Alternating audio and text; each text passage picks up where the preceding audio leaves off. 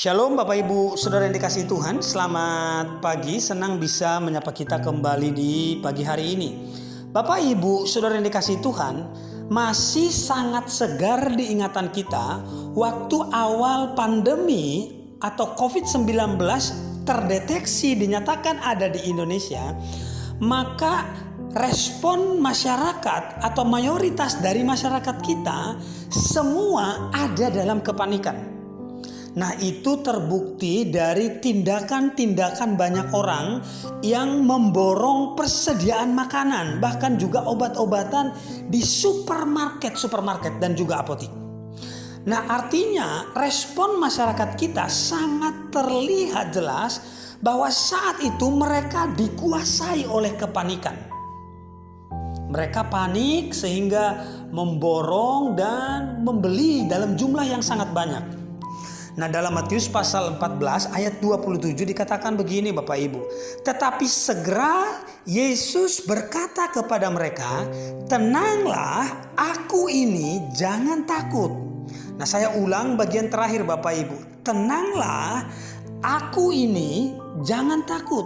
Pernahkah Bapak Ibu merenungkan kalau kita baca ayat ini secara lengkap, maka kita akan menemukan bahwa ketika murid-murid menghadapi gelombang yang besar, taufan yang besar, angin sakal, dan saat Yesus ada di situ, maka yang pertama kali diminta oleh Yesus untuk tenang adalah para murid, bukan badai yang sedang terjadi.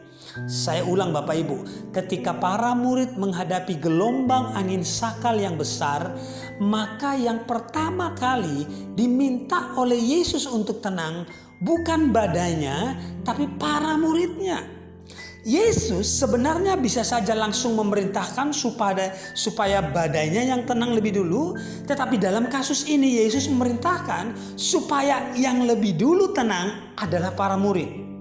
Nah, apa pelajarannya buat kita Bapak Ibu Saudara yang kasih Tuhan? Seringkali kepanikan kita jauh lebih besar dari masalah kita yang sebenarnya. Nah, itu sebabnya para murid diminta tenang lebih dulu oleh Yesus. Karena itulah masalah terbesar mereka saat itu. Orang-orang yang panik akan mengambil keputusan-keputusan yang salah di tengah persoalan hidup yang mereka hadapi. Nah, cobalah pelajari tokoh-tokoh dalam Alkitab Bapak Ibu. Daniel misalnya. Daniel meskipun dia ada di gua singa, dia tetap tenang.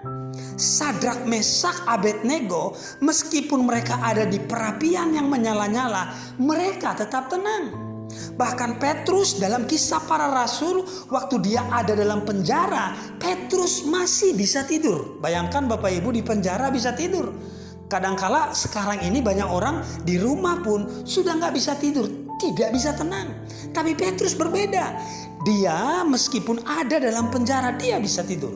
Nah, hari ini Bapak Ibu Saudara kasih Tuhan, saya tidak tahu masalah apa yang sedang kita hadapi.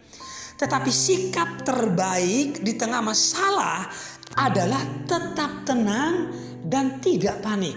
Saya ulang Bapak Ibu, sikap terbaik di tengah masalah hidup yang menggempur hidup kita, sikap terbaik adalah tetap tenang dan tidak panik. Artinya apa? Percaya bahwa Tuhan yang memegang kendali hidup kita. Jadi Bapak Ibu belajar dari kisah para murid ini. Berhenti mencoba menenangkan badai, tetapi tenanglah supaya badai berlalu. Saya ulang, berhenti mencoba menenangkan badai, tetapi tenanglah supaya badai segera berlalu. Amin. Demikian kebenaran firman Tuhan. Semoga memberkati kita dan shalom.